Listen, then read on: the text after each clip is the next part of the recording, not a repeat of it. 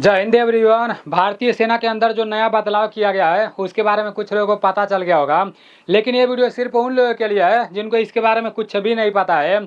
आप पूरे भारत में किसी भी राज्य से हो, चाहे मेल हो चाहे फीमेल हो, अगर आप इंडियन आर्मी की तैयारी कर रहे हो, अग्निवीर की तैयारी कर रहे हो, तो इंडियन आर्मी के अंदर जो भी बदलाव किया जा रहा है ये सारी चीज़ें आप लोगों को अच्छी तरह से पता होना चाहिए। एक वीडियो बनाया था दिवाली बोनस को लेकर, अग्निवीर को लेकर, तो उसके बारे में मैं आप लोगों को कुछ बात बताना चाहता हूँ। जैसे मैं कुछ परमानेंट वाले फौजी से बात किया था तो वो लोग बता रहे थे कि हमको दिवाली का बोनस मिला है, 7,000 रुपया दिवाली का बोनस मिला है। और भी कुछ लोगों से बात किए थे तो वो लोग भी बता रहे थे, जो परमानेंट फौजी थे वो लोग बोल रहे थे कि मतलब दिवाली का जैसे बोनस मिला है 7,000 रुपया। और अग्निवीर वाले से कुछ बात किए थे ना, जो लोग अभी नए नए भर्ती हुए हैं तो उन लोगों को दिवाली का बोनस नहीं मिला था। अभी वो लोग कुछ लोग ट्रेनिंग कर रहे हैं, मतलब इस तरह से कुछ लोगों से बात किए थे तो वो लोग बोले थे कि मुझे कोई बोनस वोनस नहीं मिला है।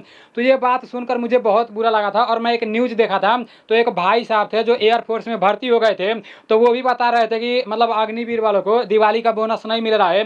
तो वो सारी चीज़ें देखने के बाद मुझे बहुत बुरा लगा था मेरे भाई, क्योंकि अग्निवीर वालों के साथ कुछ गलत किया जाता है ना तो मुझे बहुत ज़्यादा बुरा लगता है। तो उसके ऊपर मैं एक वीडियो बनाया था और उसका विरोध भी मैं किया था।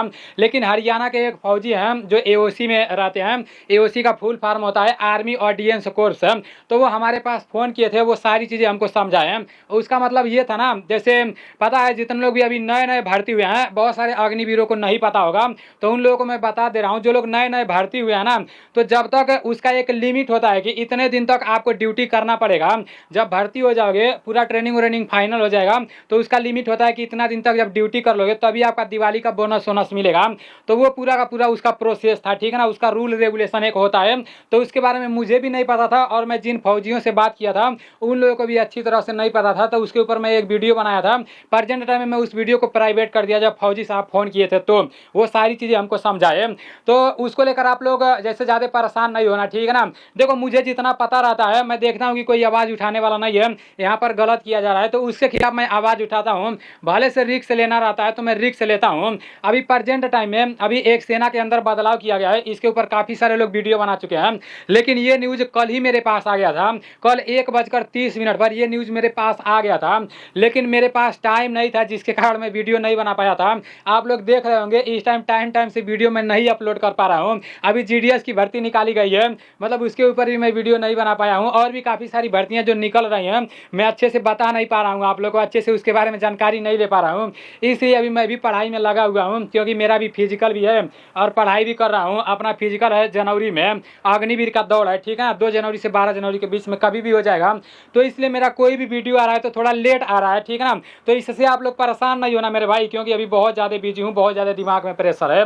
आज का जो न्यूज़ है मैं आप लोगों को पूरा का पूरा न्यूज़ समझाने का कोशिश कर रहा हूँ। और आज जो भारतीय सेना के अंदर बदलाव किया गया ना, ये छोटा मोटा बदलाव नहीं है, मतलब वहाँ से कुछ तो हटाया गया ना, अग्निपथ योजना के अंदर से कुछ तो हटाया गया ना।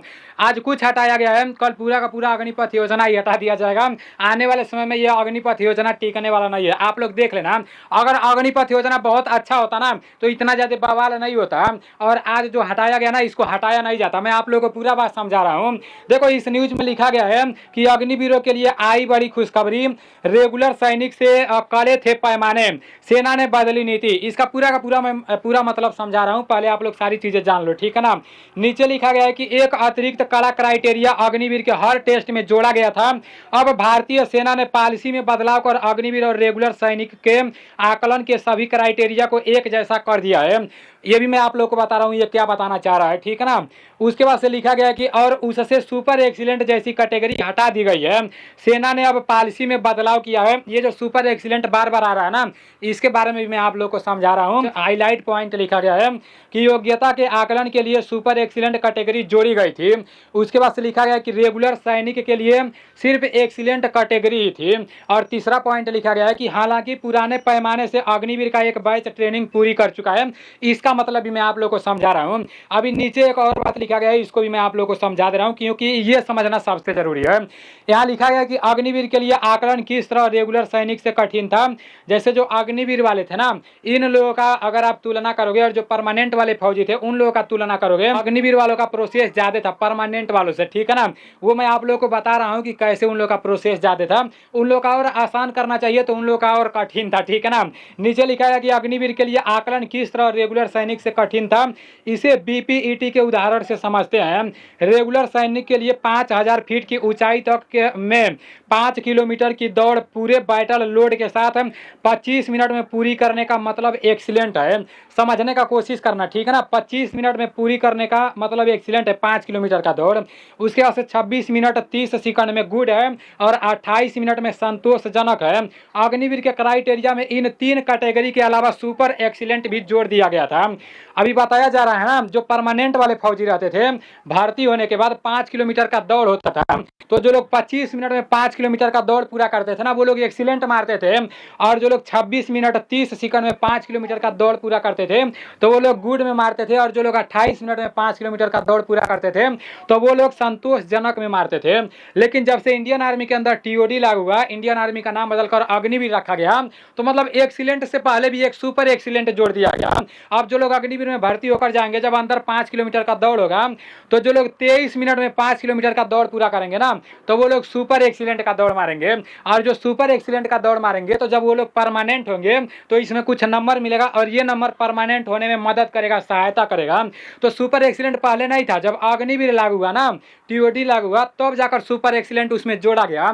लेकिन कल 1 बजे मतलब 1:35 पर, जैसे ये न्यूज के माध्यम से बताया गया, India time, Hindustan times news के माध्यम से बताया गया कि जो सुपर एक्सीलेंट जोड़ा गया था अग्निवीर वालों के लिए, उसको कल हटा दिया गया।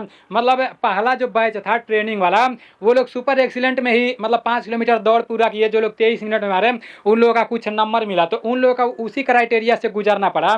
लेकिन आने वाले समय में जो लोग अग्निवीर में भर्ती होकर जाएंगे, तो उन लोगों को सुपर एक्सीलेंट के क्राइटेरिया से गुजरना नहीं पड़ेगा।